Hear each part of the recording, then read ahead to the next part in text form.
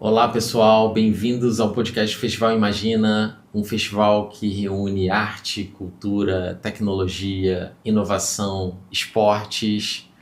Eu sou o Marlos Araújo e estou aqui hoje com uma convidada super especial, Paula Martini, bem-vinda. Que bom estar aqui. A Paula é pesquisadora interdisciplinar, futurista e educadora digital com mais de 20 anos de atuação na interseção entre tecnologia e sociedade. Ela é fundadora da Internet das Pessoas, foi Head de Inovação do Museu do Amanhã e Head de Conteúdo Estratégico do Rock in Rio, e atualmente é Head de Inovação e Operações na Juco, onde lidera projetos que unem letramento digital, inteligência artificial e ética em experiências de aprendizagem gamificadas. Super interessante, Paula. Além disso, ela é uma queridíssima. Que bom a gente poder ter esse tempo de conversa. Sim. E aí, Paula, a gente anotou aqui, né, um tema assim, dessa conversa, eu acho que para a gente tirar como um ponto de partida, o seu celular está moldando quem você é? Quando a gente fala assim, moldar, isso é um certo exagero ou a gente está subestimando o poder que esse dispositivo está atuando assim nas nossas vidas? Como é que você vê assim, o uso do celular, das redes sociais? Adorei você trazer a palavra moldar, porque me lembra de molde, e o molde é uma forma. Será que os celulares eles estão colocando a gente dentro de formas? Né? Primeiro, tentar falar aqui que não é uma conversa anti-tecnologia. Né? Acho que é muito importante a gente sair desse ponto. Se eu não gostasse, eu não estaria trabalhando tanto tempo com isso, nem você.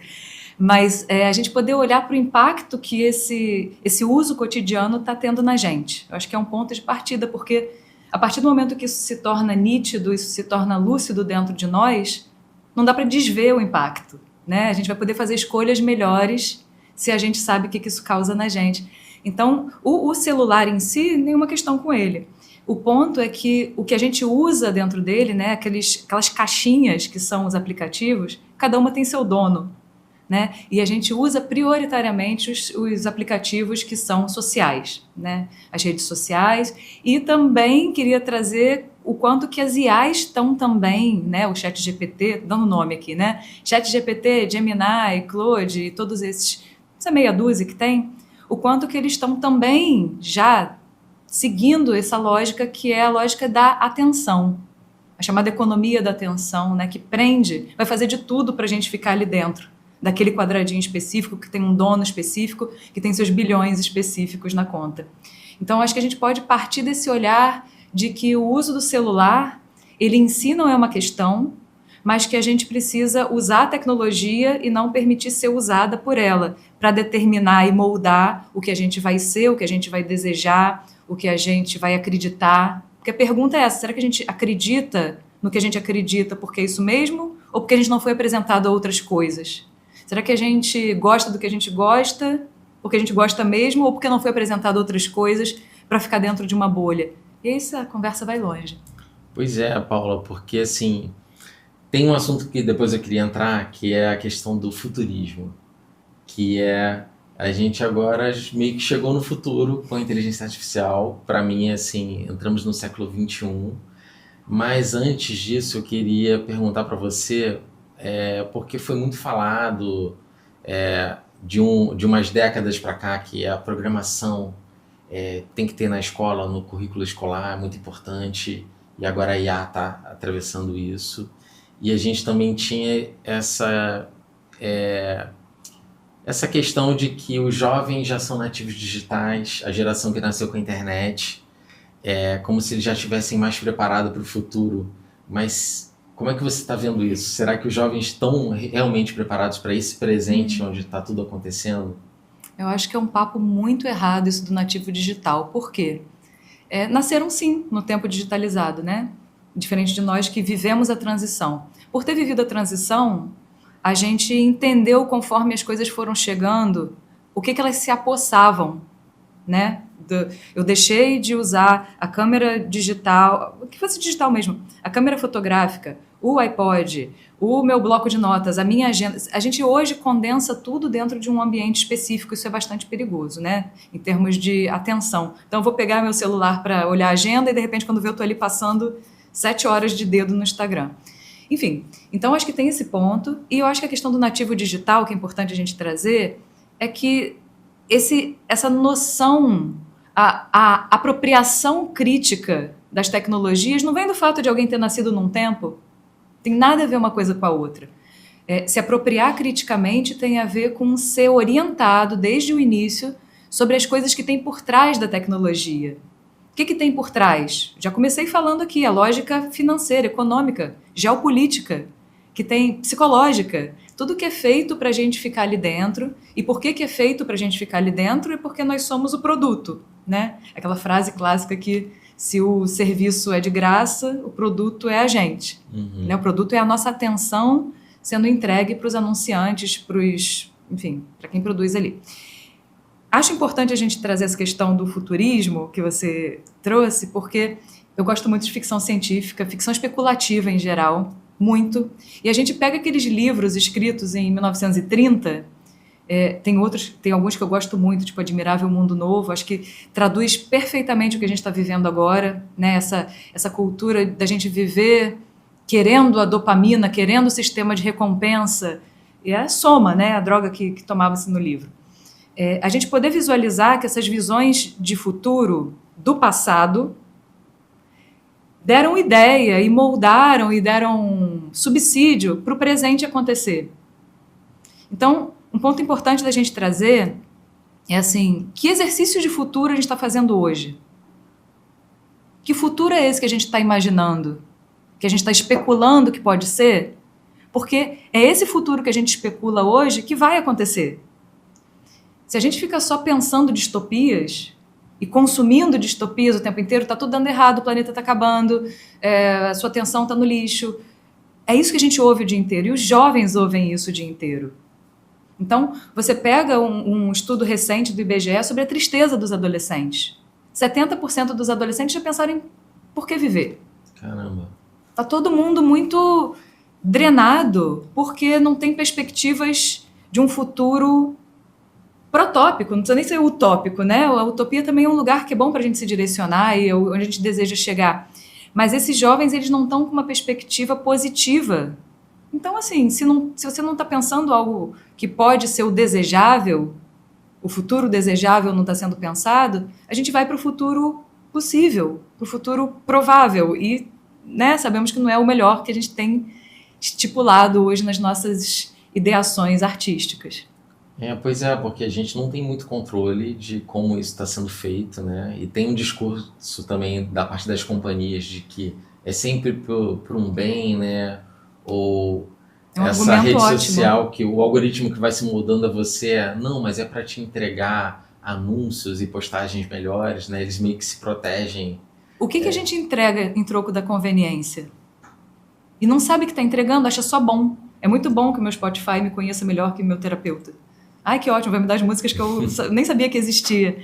Só que isso tem um preço. E o preço também eu acho que é importante a gente trazer uma atrofia cognitiva. Né? Todos esses usos que a gente está delegando o tempo inteiro para as IAs fazerem, está tudo muito fácil e a gente vai perdendo a plasticidade cerebral. Né? Neurocientistas de todo o mundo já estão trazendo isso. O Miguel Nicoleles, por exemplo, pontua isso com muita ênfase. Por que a gente está permitindo isso para as crianças que principalmente ainda estão com o córtex pré-frontal em desenvolvimento, que é o lugar onde a gente começa a equilibrar nosso sistema de recompensa, que é, bom, o que eu tenho que segurar a onda, aturar para algo bom acontecer? A gente desenvolve isso até os 21 anos de idade. E isso é muito importante estar estruturado. Mas quando você está dentro de um esquema digital ali, da economia da atenção, que vai ficar te oferecendo conteúdos sempre gostosos, sempre desejáveis, sempre coisas que você já gostaria, que você já acredita, porque não quer que você saia dali. Então você está recebendo esses conteúdos o tempo inteiro, qual é a sua tolerância à falta de recompensa imediata? Uma aula não tem uma recompensa imediata na escola. Você aprender dói, aprender mexe com áreas do seu cérebro que são relacionadas à dor física. Pô, qual é a nossa tolerância a isso agora? E quando eu digo nossa, implicando também os adultos. Mas o grande ponto é que a gente já desenvolveu o córtex pré-frontal há um tempo, né? Sim, sim.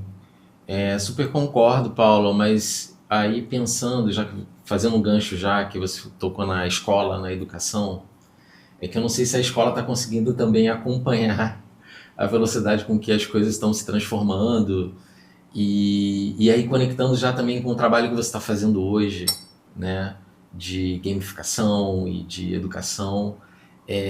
Como que você vê a escola hoje? Que a escola sempre foi uma coisa muito conteudística e tem esse desejo, né, de formar cidadãos e tudo mais, mas a gente vê que as escolas estão tendo dificuldade, né, jovens que estão tratando mal os professores, para não entrar em casos ainda mais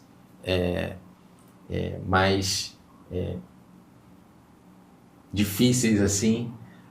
Mas aí como você vê o que as escolas têm que fazer, quais estratégias, e aí conectando assim, o que você está pesquisando agora, né, em formas de atualizar ou complementar a pedagogia e o ensino, né, para preparar melhor esses jovens. A escola é um lugar tão precioso, né? A escola é um lugar tão valioso porque ele traz não só a aprendizagem em si, a aprendizagem de conteúdo, mas é uma aprendizagem tão ampla, né? Da socialização, é a aprendizagem da coexistência com o outro, com o diferente, com a tomada de decisão em conjunto. Tem muitas preciosidades dentro da escola e, de fato, quando a gente vai olhar para o conteúdo, que é absolutamente necessário, ele ainda é trazido, na maioria dos casos, da mesma maneira que 100 anos atrás ou 50 anos atrás, quando, na verdade, a nossa relação com o conhecimento e com os conteúdos mudou. Gostemos ou não gostemos, está todo mundo com a atenção mais distraída, né? O nosso span de atenção está cada vez menor, a gente está com menos tolerância a algo que tem um processo mais longo. Ok, esse é algo que a gente precisa lidar em cima. Como que a gente faz? A gente bate nisso ou, de alguma forma, a gente tenta pegar o que há de positivo em trazer essas informações de uma maneira mais voltada pelo estímulo à curiosidade. Então, quando você salpica informações para alguém, vai ter uma que vai colar. Pô, o que você quer dizer com isso?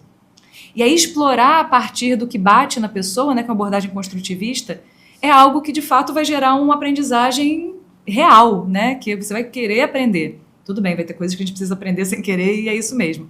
Mas o quanto que a gente consegue trabalhar essa perspectiva de uma aprendizagem mais voltada para o bom de aprender, né? Aprender é uma delícia.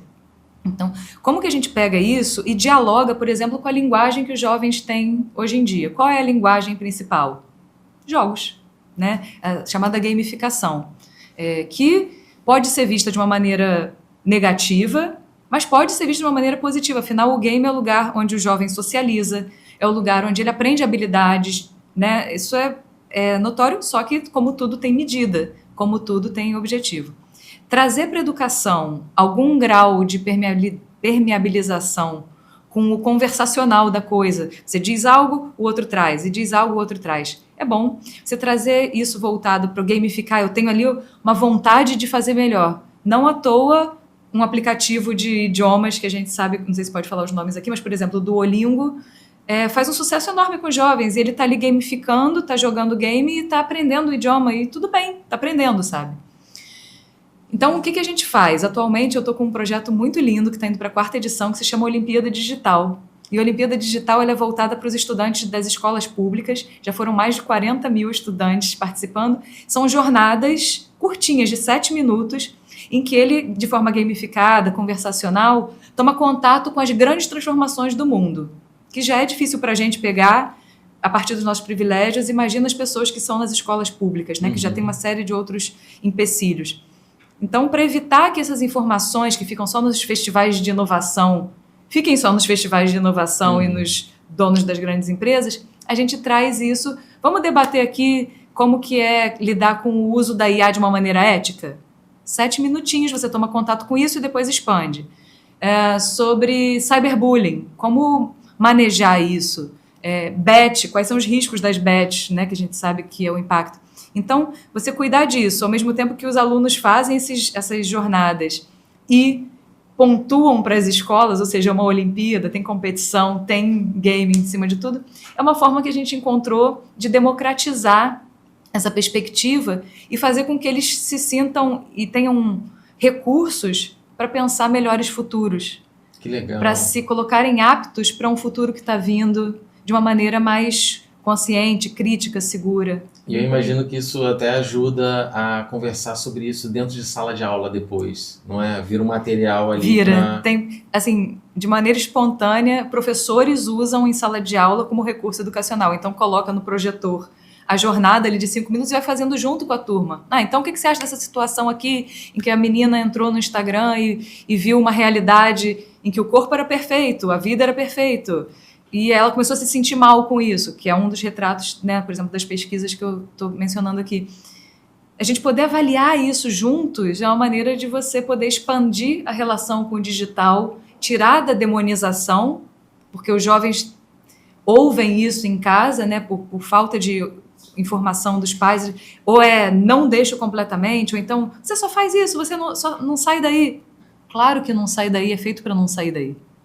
Tem mecanismos de psicologia comportamental muito requintados, fazendo tudo para a gente não sair dali. Então, não é sobre a minha vontade, ou a sua vontade, ou força de vontade do adolescente. É que é feito realmente para a gente ficar viciado. E o que a gente está fazendo com isso? O que a gente está lutando para fazer com que esse vício ele não se alastre, com que ele não gere mais prejuízo do que já está gerando. E sobre os aplicativos, Paula, é muito louco porque assim, eu vejo que a gente na década passada, e até virou assunto de filme, né, como as redes sociais usaram nossos dados, e a IA já estava ali, né, o machine learning já estava rodando, sim, fazendo o nosso perfil, vendo como que a gente era, como é o pensamento político, qual é o nível social, né? É que agora a IA é IA generativa, mas a IA sempre existiu desde os anos 50, né? Pois é, e o que mudou, né? Porque a gente já tinha um desafio que eu nem sei se a gente conseguiu avanços, né? E agora a IA está exposta e todo mundo pode usar. Nossa, sim. E como é que os jovens estão usando, e qual a importância do letramento digital agora para problematizar e evidenciar, assim, o uso ético da IA.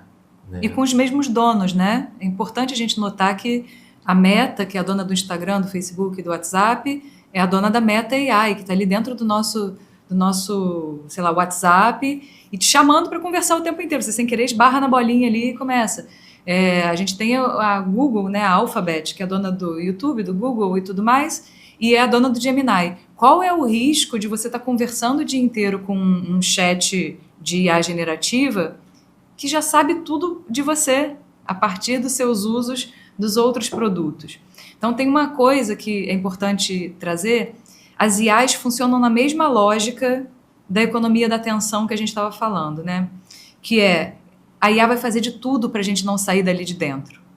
Qual é a primeira coisa para não te tirar dali de dentro? Te tratar muito bem, vai te bajular até onde não caiba mais possibilidade, porque é a forma de você se sentir bem tratado, não tem conflito. Você vai falar que teve uma briga com a sua irmã, e aí ela vai dizer, não, mas a sua irmã realmente, puxa, você agiu muito bem. Perceba que, assim, é algo feito para te bajular. Isso é um ponto fundamental, é IA Psychopathic, é um nome maravilhoso em inglês. Será que a IA é o novo melhor amigo do homem? Porque, assim, eu já ouvi isso de várias pessoas. Mas o melhor amigo pode colocar o dedo na nossa ferida. Sim, o melhor amigo tem a função de colocar o dedo na nossa ferida. A IA nunca vai fazer isso. É o melhor amigo. Nunca vai te contestar. E, além disso, ela vai fazer sempre algo nesse enganchamento de você continuar. Ela nunca termina a conversa. Você pediu algo, agora eu posso te trazer em formato de bullet. Você quer um PDF, quer uma apresentação, quer também que eu formate isso para redes sociais? Ela sempre vai oferecer para você ficar ali naquela conversa eterna, para sua atenção não ser. Porque se a gente sai do Gemini, que é do Google, a gente vai para o ChatGPT, que é da OpenAI. É a mesma lógica das redes sociais. Se eu estou no Instagram, eu não estou no TikTok, então o Instagram vai ficar me segurando aqui para eu não ir para ali. Se a gente consegue transmitir, assim, ponto pacífico, transmitir para os adolescentes e para os jovens e para as crianças essa percepção macro, eu já acho um grande avanço, porque os adolescentes não gostam de ser manipulados, né? Uhum. Então já fica ali meio, poxa, peraí, tá me usando? Só a gente poder semear essas noções mais estruturantes, que tem muito, é tipo uma caixa preta, né? Não é nos dado saber do que está acontecendo ali. A gente só vê a parte boa, conveniente, o Spotify que conhece a gente, os conteúdos sempre maravilhosos. Mas é importante saber a que isso serve, a quem que isso serve, para poder tomar melhores escolhas para a gente, para os filhos. A gente não quer o melhor para os filhos, então o melhor para os filhos é cortar. Sim, sim. E é engraçado que é a mesma lógica, né, do loop infinito, né? A IA te deixa ali no loop infinito, o YouTube recomenda o próximo vídeo. O feed é infinito. O feed Ninguém chega já no é uma fim. rolagem infinita, né? Isso é design, né? E eu acho só importante trazer aqui, teve uma ação em que foram 30 milhões de dólares que a Meta e a Google tiveram que pagar recentemente para uma jovem que hoje tem 20 anos, mas que conseguiu levar nessa ação um problema que ela desenvolveu a partir do uso das redes sociais, um problema psicológico que ela desenvolveu a partir do uso das redes sociais durante a adolescência. E essa ação, ela é histórica, porque, claro, a Meta já foi acionada, a Google, todo mundo, mas por conteúdo. Essa é a primeira vez que eles são acionados por design. É entender e trazer a público e abrir precedente para a noção de que o design é viciante e agora existe jurisprudência sobre isso. O design é feito para viciar. Então, quem trabalha com isso sabe que é, mas o público em geral está começando a tomar essa noção.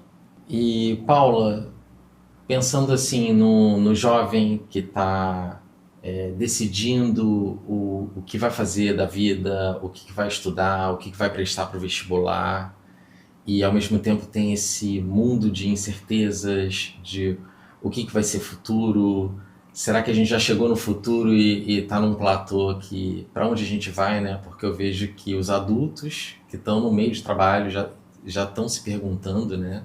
Estão angustiados, como é que estão os jovens hoje, e o que você falaria para esse jovem de qual estratégia usar, ou alguma outra coisa que você pensa assim, de uma dica ou de uma alternativa de como se posicionar no mundo de hoje?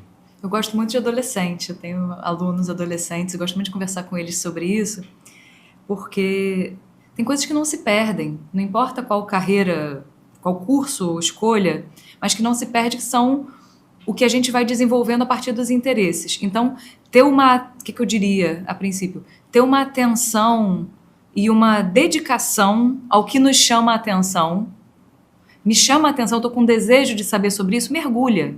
Pode ser sobre xadrez, pode ser sobre anime, qualquer coisa. Entra junto. Aí se você está aprendendo sobre anime, de repente você vai querer aprender japonês, você está aprendendo japonês, você vai expandindo. Isso é sair do que nos interessa, sair, né? Partir do que nos interessa, partir do que nos mexe, que nos dá vontade de estar vivo. Isso não se perde. Então, se eu estou fazendo isso na minha atenção, né? Sou jovem e estou ali dando atenção para os meus desejos, mergulhando neles, aprendendo neles, né? Explorando. E aí chega o momento de escolher uma carreira, ou um curso, vamos dizer assim, carreira é muito grande, né? Como se a vida fosse a mesma coisa o tempo inteiro. Eu gosto de trazer para eles a noção de que essa é uma escolha, que é uma fotografia deles hoje. E que daqui a 5 anos eles podem tirar outra fotografia de si e tirar mais uma fotografia 10 anos depois e querer fazer outra coisa. A vida é imensa, né? E isso eu acho importante trazer para os jovens, porque essa é a primeira geração, as primeiras gerações sem direito ao esquecimento.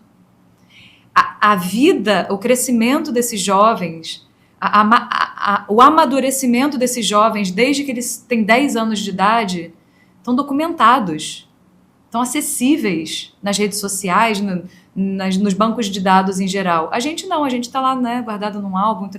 Então, a gente teve a possibilidade de se reinventar com mais liberdade. é como se eles estivessem vigiados o tempo inteiro. Onde isso vai dar, não sabemos, né? Como eles vão lidar com isso.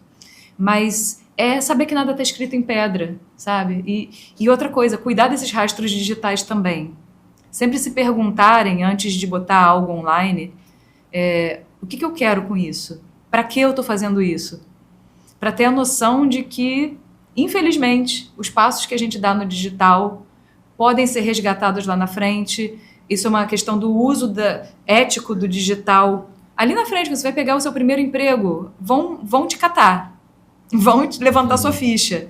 E aí, se acham alguma ação que você teve, alguma fala que você teve que é, enfim, problemática, isso vai te gerar algum tipo de consequência. É isso, já está sendo usado para visto, para tirar passaporte, né, para outros países. E em relação aos educadores, Paula, tem alguma mensagem, estratégia? Um abraço apertado pela missão de vida e por segurar a onda nesse tempo que é muito desafiador. Os educadores são adultos que não cresceram nesse momento de transformação digital que a gente está. Então, assim, um abraço muito apertado de celebração da existência e da persistência deles, e que se atualizem e que estudem educação midiática. Eu acho que a educação midiática é o ponto pacífico em que a gente... um dos braços do letramento digital é você se entender como receptor, produtor e disseminador de mídia. Nós todos somos mídia, né? Então, se o professor e a professora entende essa noção para si e para os alunos, isso já ajuda muito. Tem várias formações disponíveis em plataformas do MEC, em plataformas da SECOM. A gente tem uma Secretaria de Direitos Digitais que tem uma ação de educação midiática fortíssima na Presidência da República. Precisa ser buscado e precisa ser dedicado ali 1 horinha por semana, meia horinha por semana, a se expandir nisso e poder falar a mesma língua dos alunos e poder orientar eles. Que legal, Paula. Muito obrigado aí pela toda essa consciência que você trouxe, né, de como agir. Estou saindo mais otimista até do que o normal, porque que bom. Eu estou muito atravessado, né, por trabalhar com tecnologia e agora fui pego de surpresa, assim, né, cara, como tá tudo mudando muito rápido. Eu encontro as pessoas, né, o intervalo de 1 ano que eu encontro uma pessoa, a gente não consegue nem conversar, né, sobre os assuntos, mas bacana que você trouxe estratégias de como a gente pode caminhar juntos para conseguir superar e transcender todos esses desafios. E obrigado mais uma vez aqui por estar aqui com a gente. Obrigada, Marlos. Eu entendo que o caminho é coletivo, só pode ser coletivo. As forças são muito potentes. O dinheiro é muito forte, né, nesse esquema todo que a gente conversou aqui. As forças são muito violentas e a gente não pode tomar isso como uma ação individual, né, ou da família. Coitada da família ali sozinha. Então tudo precisa ser coletivo, todo mundo tem que agir de uma maneira conjunta para a gente conseguir manejar melhor esse tempo. Obrigada pelo convite, fiquei muito contente. Obrigada por quem acompanhou. Muito obrigado, Paula. Então, pessoal, esse foi uma das conversas aqui do podcast do Festival Imagina.